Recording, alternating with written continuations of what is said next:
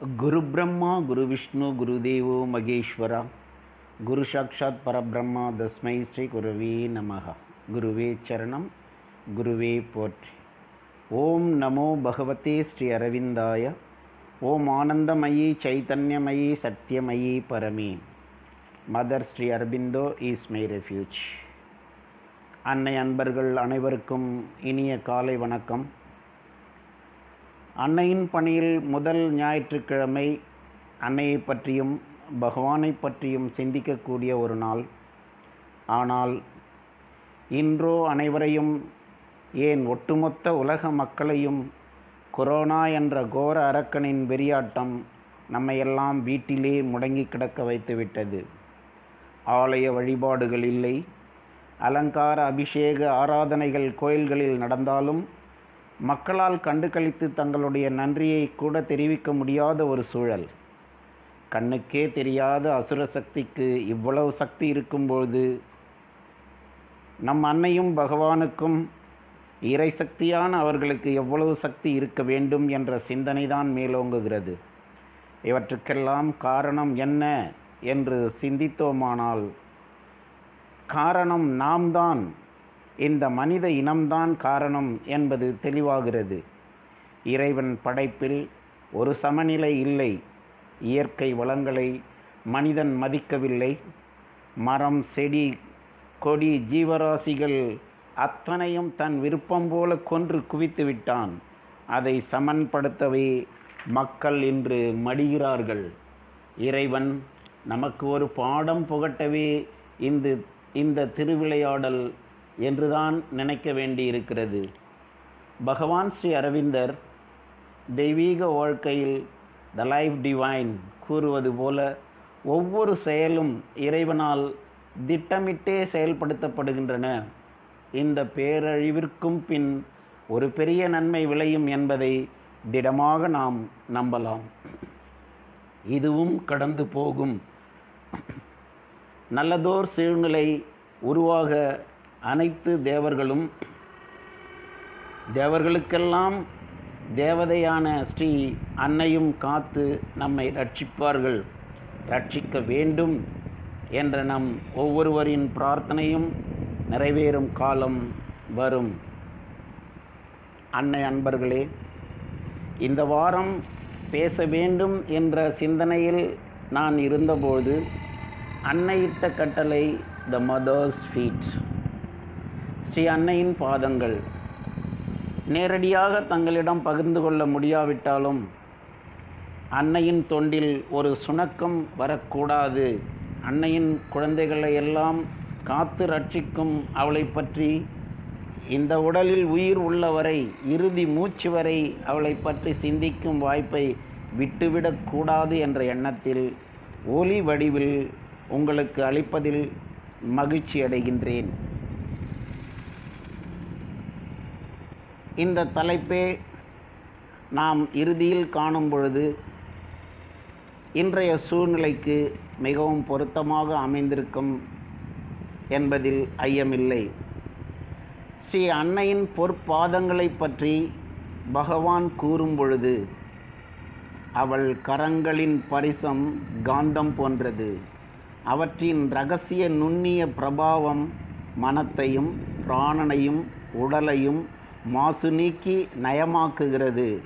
அவள் மலரடிகளை ஊன்றிய இடமெல்லாம் அற்புத பரவச ஆனந்த ஓடைகள் பொங்கி பாய்கின்றன. ஆம், இந்த உலகம் புண்ணியம் செய்ததின் பலன்தான் அவளுடைய பாதங்கள் உலகின் பல பாகங்களில் பதிந்தன. குறிப்பாக பிரான்ஸ், ஜப்பான், இந்தியா, இத்தாலி, இலங்கை போன்ற மேலும் பல நாடுகள் பேறு பெற்றன. ஸ்ரீ அன்னை தங்களுடைய பாதங்களை பற்றி கூறும் பொழுது, wherever I walked, wherever I have placed my feet, wherever on the earth our feet have touched the ground, that place has become sanctified, pure and receptive to our touch, to the transformation force that we have transmitted, that which has emanated from us in order to act in the very depths of the inconscience. இந்த உலகில் எங்கெல்லாம் நான் நடந்தேனோ, எங்கெல்லாம் எங்கள் பாதங்கள் பதிந்தனவோ, அந்த இடமெல்லாம் புனிதமடைந்து விட்டன. உணவற்ற நிலையில் இருப்பவர்கள் கூட எங்கள் பாதங்கள் பதிந்த இடத்தில் ஏற்பட்ட தூய்மையையும் திருவுருமாற்றத்தின் அடையாளத்தையும் அவர்கள் உணரும் வண்ணம் எங்கள் பாதங்களிலிருந்து வெளியாகும் தெய்வீக ஆற்றல் அணுக்கள் வரை பாய்ந்து செல்கிறது. எனவே அவர்களின் பொற்பாதங்களை சிக்கென நாம் பிடித்து சரணடைந்து நாம் நற்கதி அடைவோம். சாவித்திரியிலே பகவான் அன்னையின் பாதங்களை பற்றி கூறும் பொழுது, த டிவைன் மதர் பேஜ் 314இல், all nature dumbly calls to her alone to heal with her feet the aching throb of life. எல்லா இயற்கையும் ஊமையாக இருந்து அவளை மட்டும் அழைக்கின்றன. உயிரினுடைய துடிப்பின் வேதனையை அவளுடைய காலடிகளால் குணமாக்கி தணிக்கவென அவை அவளை அழைக்கின்றன. என்னே அன்னையின் பொற்பாதங்களின் மகிமை. அவளுடைய பொற்பாதங்களின் மகிமையை விளக்கும் வண்ணம் ஆசிரமத்தில் நடந்த ஒரு நிகழ்ச்சியை திரு நிரோத்பரன் அவர்கள் விளக்குகிறார். திரு நிஷிகாந்தா என்ற ஒரு சாதகர் நோய்வாய்ப்பட்டிருந்த சமயம் தன்னுடைய இறுதி காலம் நெருங்கிவிட்டதாக நினைத்து படுத்த படுக்கையாக இருந்த நேரம் அன்னையிடம் ஒரு வேண்டுகோளை அவர் வைத்திருந்தார். 1956 வருடம் அதிமன ஒளி பூமியில் பிப்ரவரி 29, 1956 பூமியில் இறங்கியது. ஆனால் ஏப்ரல் 24 அன்னையின் நிரந்தர வருகையின் தரிசன நாளன்று வருவதாகத்தான் இருந்தது என்று அன்னையே கூறியிருக்கிறார். ஆனால் அந்த உண்மை வெளிப்பட்டது ஏப்ரல் 24, 1956 தான் என்று அன்னையே கூறுகிறார். இந்த தரிசன நாள் ஏப்ரல் 24. இந்த ஆண்டு நூற்றாண்டு விழா கொண்டாட வேண்டிய நேரம். ஒவ்வொரு மாதமும் அன்னையின் சிறப்பான மாதங்கள்தான். இந்த மாதம் அன்னை நிரந்தரமாக பாண்டிச்சேரிக்கு வந்து நூற்றாண்டு விழா கொண்டாட வேண்டிய இந்த தருணம் நம்மை எல்லாம் முடக்கி வீட்டிலே அமர வைத்திருக்கிறார்கள். இருந்தாலும் இந்த சிறிய சொற்பொழிவை அவர்களுடைய திருப்பாதங்களில் அவர்களுக்கு மலர் காணிக்கையாக சமர்ப்பிப்போம். ஏப்ரல் 24, 1956 வரை தான் உயிரோடு இருக்க வேண்டும் என்ற விண்ணப்பத்தை திரு நிஷிகாந்தா வைத்திருந்தார். அதுபோலவே நிகழ்ந்தது. The healing touch of the mother's feet, ஆறுதல் அளிக்கும் அன்னையின் பாதங்களை பற்றி இப்பொழுது காண்போம். அன்றைய பொது தரிசனம் முடிவடைந்தது. அன்னையிடம் அவரை அழைத்து வந்தனர். மாடியிலிருந்து இறங்கும் படிக்கட்டின் அவரின் படுக்கை உடல் ஸ்ட்ரெச்சரில் வைக்கப்பட்டிருந்தது.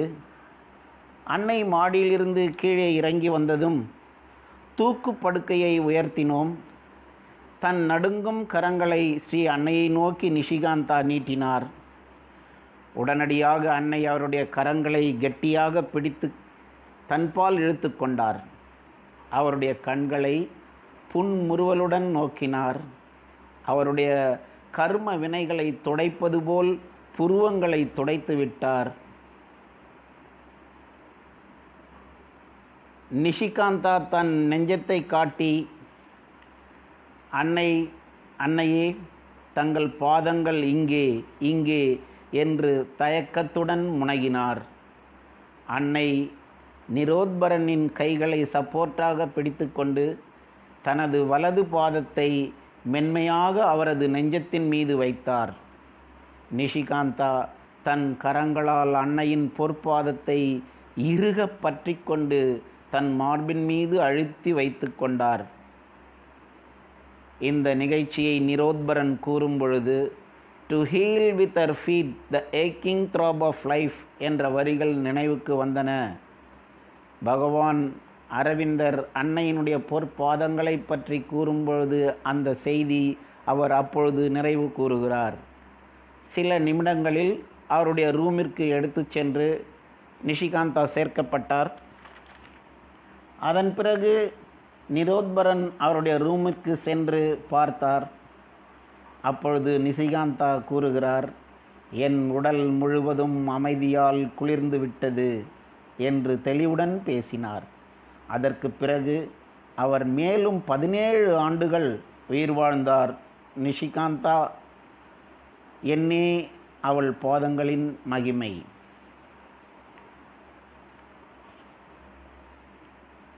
அடுத்ததாக, நம்முடைய இந்து சம்பிரதாயத்திலே சாஷ்டாங்க நமஸ்காரம் என்பதும் மகான்களின் பாதங்களையும் பெரியோர்களின் பாதங்களையும் தொட்டு வணங்குவதும் தொடாமல் வணங்குவதும் மரபு. அவர்களின் சக்தியானது நமது உடலெங்கும் மின்சார ஒளி போல் பரவும் என்பது நிதர்சனம். நமது உடலில் ஓடும் 72,000 நாடி நரம்புகள் முடியும் இடம் நமது கையும் காலும் தான். இதை அன்னை முதலாக எதேச்சையாக பகவானின் பாதங்களை தொட நேர்ந்தபோது ஓர் அபார ஒளி தன்னுள் முழுவதும் பரவுவதை உணர்ந்தார். ஸ்ரீ பகவானுடைய பாதங்களை பற்றி இப்பொழுது சிந்திப்போம். பகவான் 1950 டிசம்பர் 5ஆம் தேதி தன்னுடைய உடலை நீத்தார். அவருடைய உடல் படுக்கையின் மீது கிடத்தி வைக்கப்பட்டுள்ளது. அவருடைய உடலை சுற்றி பொன்னொழியானது அனைவரும் பார்க்கும் வண்ணம் ஒளிர்ந்து கொண்டிருக்கிறது. டிசம்பர் 7ஆம் தேதி அன்னை பகவானின் உடல் அருகே நின்று கொண்டிருந்த போது தனக்கு ஏற்பட்ட ஓர் அனுபவத்தை கூறுகிறார். A supramental light entered in her body directly through her feet from Bhagavan up to the head. A red and gold column of light was so intense. அந்த சக்தி பாய்ந்த வேகத்தை பற்றி அன்னை கூறும் பொழுது, அப்பேரொளி தலைப்பகுதியை நெருங்கும் பொழுது எனது தலை வெடித்து விடும் போல் தெரிகிறது. அதை தடுத்து நிறுத்த வேண்டும் என நினைத்தேன். ஆனால் அது பகவானிடமிருந்து வருவதால் அமைதியாக ஏற்றுக்கொண்டேன். Then she went into trance condition for some time. இந்த உலகில் சத்திய ஜீவிய பொன்னொளி, த கோல்டன் லைட், புவியின் மீது இறங்கிய நாளை பற்றி குறிப்பிடும் பொழுது, பிரபு, நீ சங்கல்பம் செய்தாய், நான் செயல்படுகிறேன். புதிய ஒளியொன்று பூமியிலே வெடித்தது, புதிய உலகொன்று பிறந்தது, வாக்களிக்கப்பட்டவை நிறைவேறிவிட்டன. இந்த பொன்னொளி இறங்கிய 1ஆம் ஆண்டு நிறைவான 1960 பிப்ரவரி 29ஆம் தேதி அன்று ஒரு சாதகர் கேட்கிறார், தாங்கள் அறிவித்த ஒளிவெள்ளம் இப்பூமியில் இறங்கியது என்றீர்கள். அது எங்கு சென்றது, எப்பொழுது வெளிப்படும் என்று கேட்கிறார். அதற்கு அன்னை, அது வெறும் கற்பனை அல்ல, இறங்கியது நிதர்சனமான உண்மை. அது அறியாமை, ignorance minds of the men. A blue light was swallowed it, but it will burst on one day. It may take a long time.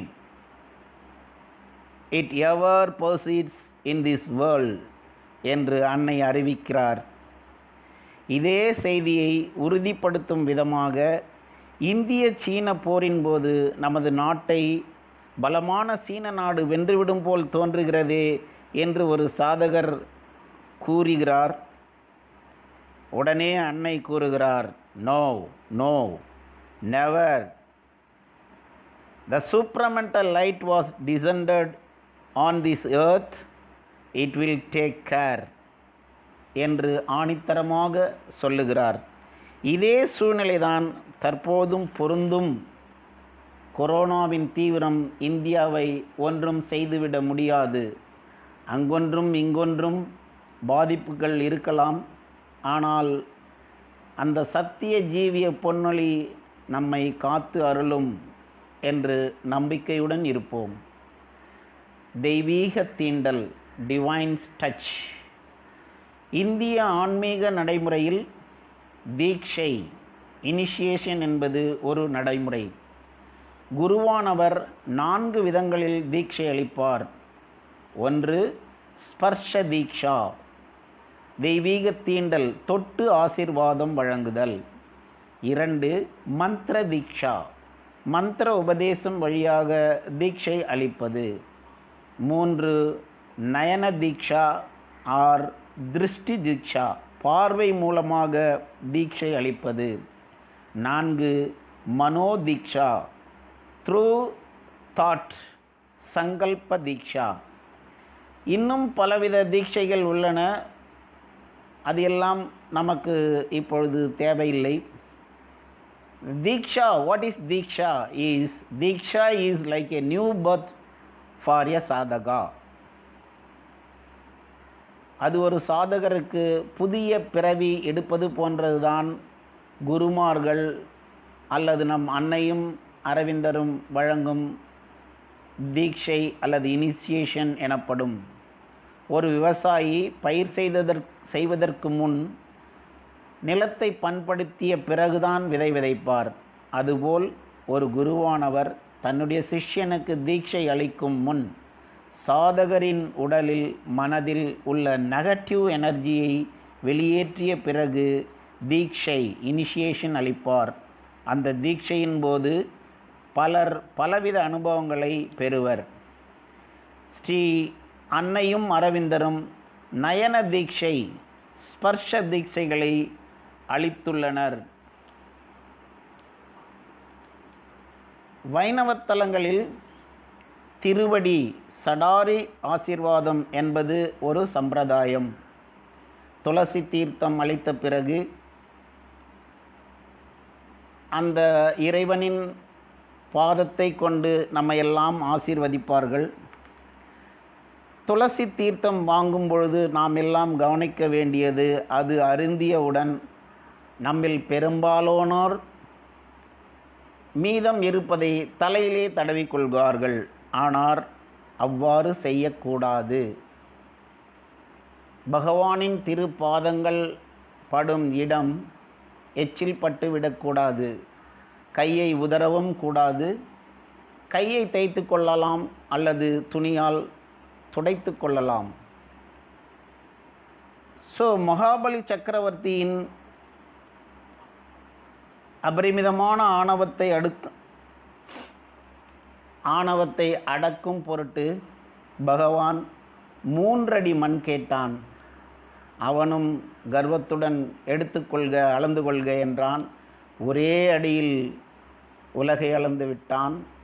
அடுத்த அடியில் விண்ணை அளந்து விட்டான். 3வது அடி நான் எங்கே வைப்பது என்று கேட்கும் பொழுது அவன் தனது தலையை காட்டி இங்கே வையுங்கள் என்று பகவானிடம் சொன்னான். பகவான் அவனை ஆசீர்வதித்து அவனுடைய அகந்தையை ஒழித்து அவனை ஆட்கொண்டார் என்பது நாம் எல்லாம் அறிந்ததே. இதே போன்ற ஒரு சம்பவம் திரு சம்பக்லால் அவர்கள் அன்னையின் பாதங்களில் விழுந்து சரணடைந்து உச்சந்தலையிலிருந்து உள்ளங்கால் வரை திறவாய் இருந்ததனால் டெமி காட் என்ற ஒரு நிலைக்கு உயர்ந்தார். அன்னையின் சிங்கவாகனம் போன்றவர் என்ற தகுதியையும் பெற்றார். 2/2/1934 அன்று அவருடைய பிறந்த நாளன்று தன்னுடைய பிறந்த நாளுக்கு ஏதாவது ஒரு அன்னையிடம் வெகுமதி வாங்கிவிட வேண்டும் என்ற ஒரு சிந்தனையில் பிறந்த நாளுக்கு முந்தைய நாளில் ஒரு பேப்பரையும் வண்ணங்களையும் அன்னையின் படுக்கை அருகில் வைத்துவிட்டு அன்னையிடம் ஏதாவது வரைந்து தரும்படி வேண்டிக் கொண்டார். அப்பொழுதெல்லாம் அன்னை ஒவ்வொரு சாதகருடைய பிறந்த நாளன்று தன் அருகில் அமர்ந்து தியானம் செய்ய அனுமதிப்பார். பிறந்த நாளன்று ஸ்ரீ அன்னையிடம் சென்றபோது, எனது பாதம் உனது தலை மீது இருப்பது போன்ற படம் வரைந்து தருகிறேன் என்று சொன்னதும் நான் குனிந்து எனது தலையை வணங்கி நின்றேன். அன்னை தனது பாதத்தை எனது தலை மீது வைத்து அதே போன்று சிறிது நேரத்தில் ஒரு படம் வரைந்து மை பிளஸ்ஸிங்ஸ் என்ற வரியுடன் எனக்கு கொடுத்தார். அகிலாண்ட கோடி பிரம்மாண்ட நாயகியின் ஆசீர்வாதம் கிடைத்தது எனக்கு மிகப்பெரிய பாக்கியம் என்று திரு சம்பக்லால் அவர்கள் கருதினார். இதே போன்று பகவான் ஸ்ரீ அரவிந்தருடைய பாதங்கள் எப்படியாவது ஆசீர்வாதம் நாம் வாங்கிவிட வேண்டும் என்று இன்னொரு பிறந்த நாளன்று அரவிந்தரது பாதங்களை வரைந்து ஒரு பிறந்த நாளுக்கு பெற்றுவிட வேண்டும் என்று திட்டம் தீட்டினார். அரவிந்தர் தனது சிம்மாசனத்தில் கம்பீரமாக அமரும் பொழுது தனது பாதத்தை வைக்க ஒரு ஃபுட் ஸ்டூல் வைப்பது வழக்கம். அப்பொழுது தனது பாதங்களை சிறிது உயரே உயர்த்துவார். அப்பொழுது அந்த ஸ்டூலின் மீது ஒரு பேப்பரை வைத்து பாதத்தை வரைந்துவிட வேண்டும் என்று திட்டம் தீட்டி பகவானிடம் கூறினார். பகவான் ஓர் ஆழமான அர்த்தமான புன்னகையுடன் பகவான் அதை ஏற்றுக்கொண்டார். கார்பெட்டின் மீது சரியாக வரைய முடியாது என்பதனால் ஒரு கார்ட்போர்ட் தயார் செய்து அதன் மீது பேப்பரை வைத்து பகவான் பாதத்தை எப்படியோ அவர் வரைந்து விட்டார். இது நடந்தது 1947 பிப்ரவரி 2 அன்று. அவருடைய பிறந்த நாளில் Bhagavan to Champaklal my love and blessings என்று எழுதி கையொப்பமிட்டு அளித்தார். இவை இரண்டும் அவருக்கு கிடைத்த மிகப்பெரிய பரிசாக தன் வாழ்நாளில் திரு சம்பக்லால் அவர்கள் கருதினார். ஸ்ரீ அன்னை நமக்கு இரு வகைகளில் அருளை வழங்குகிறார். தம் கண்களால் சைத்திய புருஷனையும் தம் கரங்களால் பிராணனையும் தீண்டுகிறார். உள்ளார்ந்த மனப்பான்மையை சரியாக வைத்து கொள்வதும் புறச் சூழ்நிலைகள் எவ்வாறு இருந்தபோதிலும் அன்னையுடன் அகத்தொடர்பை விடாமல் வைத்திருப்பதுதான் முக்கியமான தேவை. ஸ்ரீ அன்னையின் பார்வை எப்படிப்பட்டது என்பதை பற்றி நாம் அறிவோம். குழந்தாய், என்னுடைய கண்களின் உள்ளே ஆழமாக உன்னால் பார்க்க முடிந்தால் நீ அறிந்து கொள்ள விரும்பியதையும் புரிந்து கொள்ள விரும்பியதையும் நீ நினைத்தவை அனைத்துமே உனக்கு கைகூடும். இந்த உலகம் முழுவதையும் என் கண்ணுள்ளே நீ காணலாம். இந்த பூமியிலும் சொர்க்கத்தில் எழில்மிக்கதாய் உள்ளதையும் என் கண்களின் ஊடே நீ காணலாம். எனது பார்வை பரமனின் பார்வை. நான் உற்று பார்க்கும் பொழுது பார்ப்பது நான் அல்ல, என் கண்களின் வழியே பார்ப்பது பரமன் என்பதை நீங்கள் அறிவீர்களா? அப்போது நான் உங்கள் புறத்தோற்றத்தை காண்பதில்லை. அவையெல்லாம் எனது பார்வையிலிருந்து மறைந்துவிடும். உள்ளிருக்கும் ஜீவன்களையே நான் நோக்குகிறேன். அந்த கணமே அவற்றினுள் இருப்பதை தெளிவாக அறிந்து கொள்வேன். அது மிக தெளிவாக, துல்லியமாக, உடனடியாக உள்ளதை உள்ளபடியே கிடைக்கும் காட்சி. பரமனின் விருப்பாற்றல் பின்புலத்தில் இருப்பதால் இத்தகைய பார்வை எனக்கு கிடைக்கப்பெற்றது என்று அன்னையின் பார்வையை பற்றி அன்னையே நமக்கு விளக்குகிறார். ஆறுதல் அளிக்கும் அன்னையின் இனிய குரல். அவளுடைய குரல் எப்படிப்பட்டது? உங்களுக்கெல்லாம் கேட்டு பழகிய இந்த குரல் தெளிவுடனும் எளிமையுடனும் இருப்பதோடு நீங்கள் அறிய முடியாத ஒன்றை நோக்கி முன் செல்வதற்குரிய விருப்பாற்றலை தரும். எனது குரல் கோழைகளின் இதயங்களில் தைரியத்தை கொடுக்கும். எனது குரல் ஆர்வமுற்ற ஆன்மாக்களின் தூய்மைப்படுத்தும் தீக்கொழுந்தை தூண்டி விடுகிறது. ஆறுதல் அளிப்பதாகவும் உள்ள இந்த குரலில் ஆணையிடும் அதிகாரமும் தொனிக்கிறது. இதைத்தான் நமக்கெல்லாம் கொடுத்த in the name of the Mother, for the sake of the Mother, by the power of the Mother, with the strength of the mother, to all adverse harmful being or force, I order to quit this place at once and forever என்ற மந்திரத்தை நமக்கெல்லாம் அளித்திருக்கிறார்கள். அந்த மந்திரத்தில் அத்தனையும் அடக்கி ஒடுக்கும் ஆணையை அன்னை பிறப்பிக்கிறார். எனது குரல் சைத்தியக்கணலை மூடியுள்ள சாம்பலை நீக்குகிறது. எனது குரல் ஒளி அலைகளாக பயணித்து இரகசிய உலகங்களில் எல்லாம் எதிரொலிக்கிறது என்று அன்னை தன்னுடைய குரலை பற்றி விளக்குகிறார். நான் ஆசி வழங்கும்போது, குறிப்பாக கரத்தினால் ஆசி அளிக்கும்போது, ஆற்றலின் அளவை கட்டுப்படுத்தி ஒவ்வொருவருக்கும் அவரவர் தேவைக்கேற்ப வழங்குகிறேன். ஆனால் ஸ்ரீ அரவிந்தர் ஆசி வழங்கும்போது விதமே வேறு. சற்று தொலைவில் இருந்து ஒருவரை குணமாக்குவதற்கோ அவரது ஜீவனை உயர்த்துவதற்கோ தொடாமலே நேரடியாக அவர் ஆற்றலை செலுத்துவார். உலகின் மறு கோடியிலிருந்து வரும் பிரார்த்தனைக்கு மிக தீவிரமான ஆற்றலை செறிவூட்டி அனுப்ப வேண்டியுள்ளது. அது அவர்களின் மரணத்தை கூட வென்று நிறுத்திவிடும். உயிர்காக்கும் அளவிற்கு வலிமையானது எனது ஆசிகள் என்று அன்னை தெரிவிக்கிறார். உன் தலைக்கு மேலே உயரத்தில் எப்பொழுதும் நான் இருந்து கொண்டிருக்கிறேன் தெரியுமா? உன் தலையை திறந்து வைத்தால் நான் முழுதாக உன்னில் புகுந்து உன்னில் ஐக்கியமாகி விடுவேன். ஆனால் நீ தூய்மையுடனும் நேர்மையுடனும் இருந்தால் மட்டுமே அது சாத்தியமாகும். ஸ்ரீ அன்னை தான் யார் என்று கூறுவதை கவனிப்போம். நானே காரணகர்த்தா, நானே மாபெரும் படைப்பாளி. என் குழந்தாய், மானிடரால் அறிய முடியாத சக்தி நான். எனினும் நான் பிடிபட சம்மதிக்கிறேன். என்னை புரிந்து கொள்ள முடியாது. ஆனாலும் மனிதன் என்னை புரிந்து கொண்டதைப் போல் நடிக்கிறான். அந்தமில்லாத சக்தியே நான். இருந்தாலும் காலத்திற்கும் இடத்திற்கும் கட்டுப்பட்ட மனித ஸ்தூல உடலில் என்னை குறுக்கிக் கொண்டுள்ளேன். அழிவில்லாத சக்தி நான்.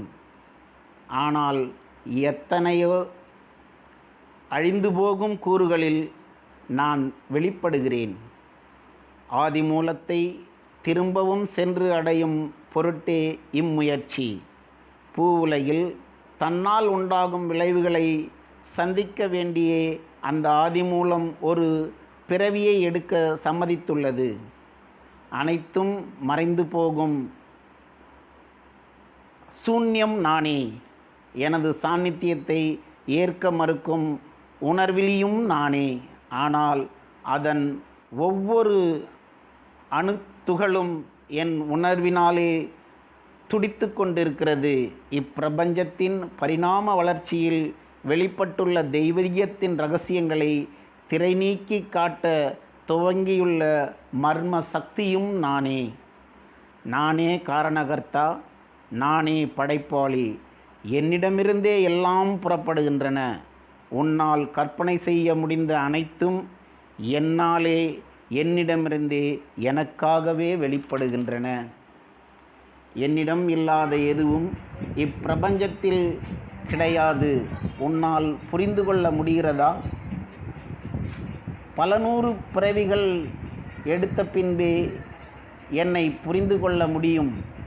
ஆனாலும் என்னை நேசிக்கும் பக்தர்களுக்கு என்னை முழுவதும் வெளிப்படுத்துகிறேன். இருந்தாலும் என்னை எளிதில் பற்றிவிட முடியாத நிலையிலேயே நான் நீடிக்கிறேன் என்று அன்னை தான் யார் என்பதை எவ்வளவு தெளிவாக நமக்கெல்லாம் அறிவுறுத்தி இருக்கிறார். இப்பொழுது நமக்கெல்லாம் புரிந்திருக்கும் நமது அன்னை யார் என்று. எனவே அனைத்திற்கும் காரணகர்த்தாவாகிய ஸ்ரீ அன்னையின் பொற்பாதங்களை பற்றி சரணடைவதே உகந்த தருணமாகும். இப்பொழுது இந்த கொரோனாவின் கோரத்தை பற்றி ஒரு பிரேயரை நான் எழுதியிருந்தேன்.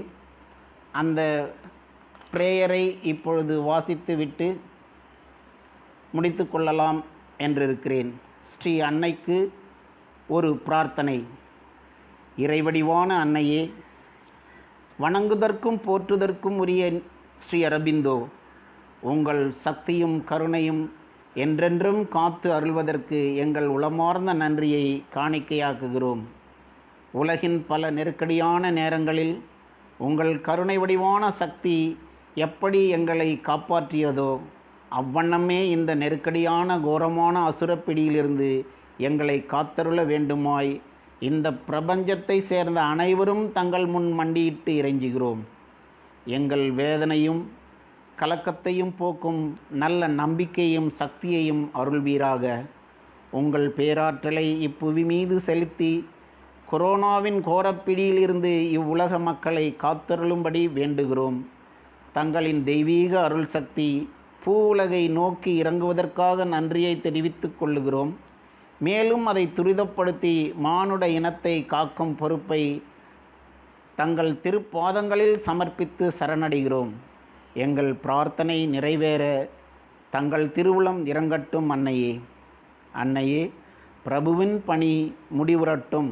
இந்த உலகம் முழுமைக்குமாக நாங்கள் பிரார்த்தனை செய்கிறோம். பேருண்மையின் வெற்றி, பேருண்மையின் வெற்றி, பேருண்மையின் வெற்றிக்காக மட்டுமே. ஓம் சாந்தி, ஓம் சாந்தி, ஓம் சாந்தி.